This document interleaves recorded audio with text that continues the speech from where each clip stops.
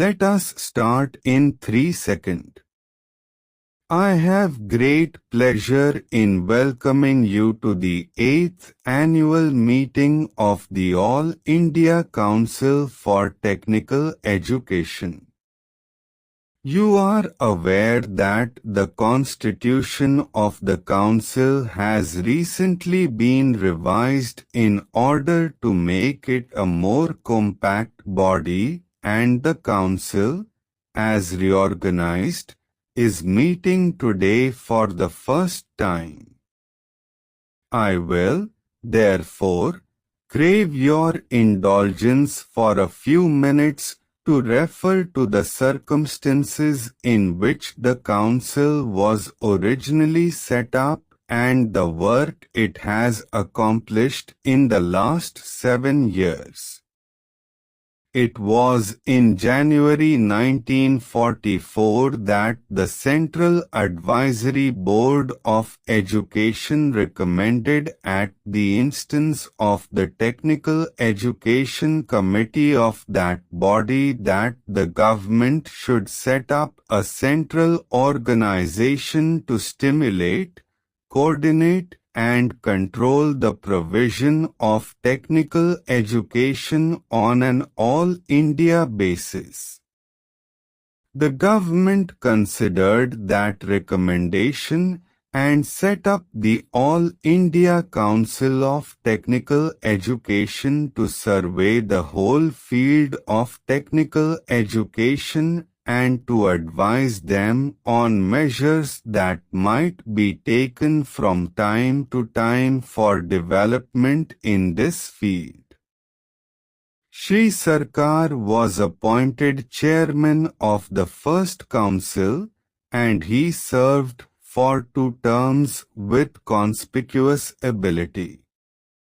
I must take this occasion to recall to your memory the services which he rendered as the first chairman of the council.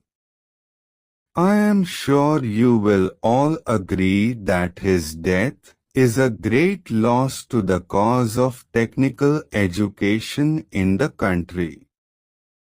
In retrospect, we now see more clearly one of the reasons for the establishment of the Council.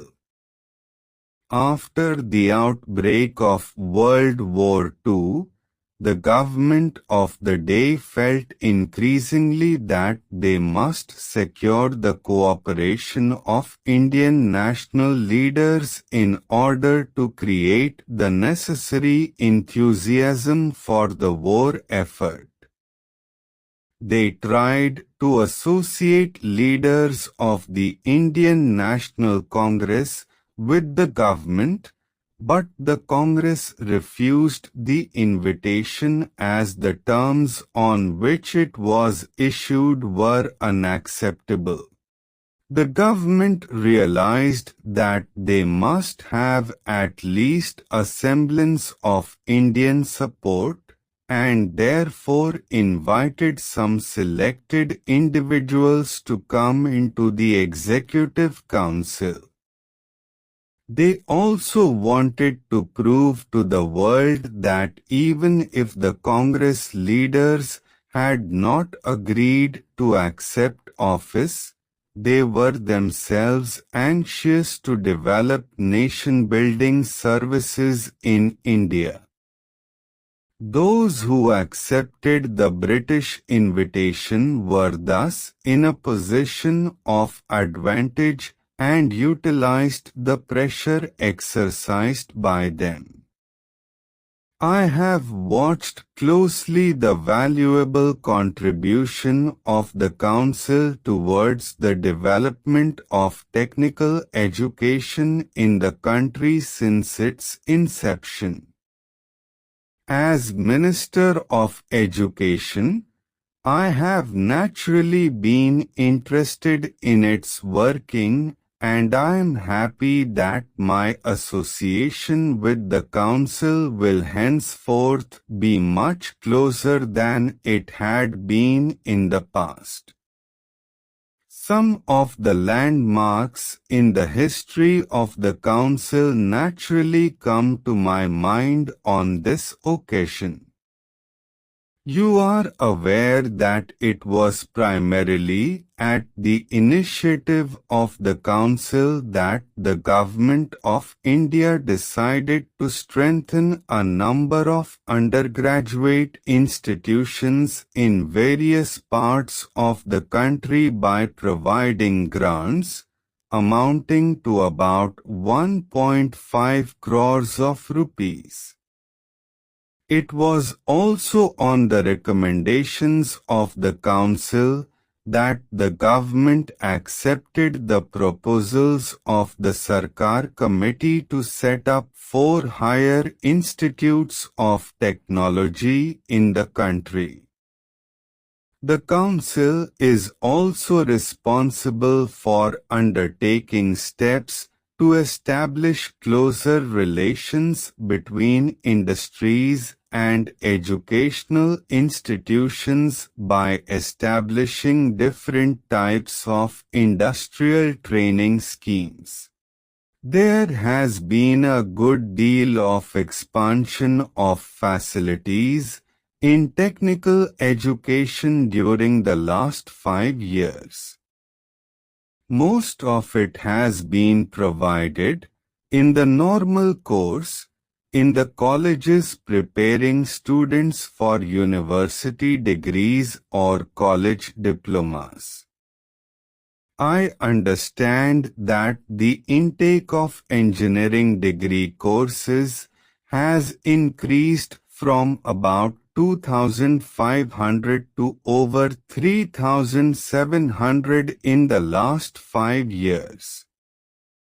The intake in engineering diploma courses has also increased from about 3,000 to almost 5,000 during the same period.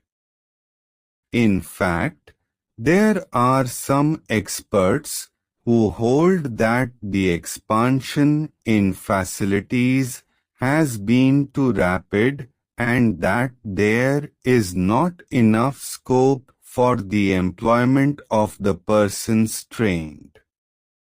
Others hold equally strongly that even today we do not have an adequate number of properly trained personnel for the various approved projects and purposes.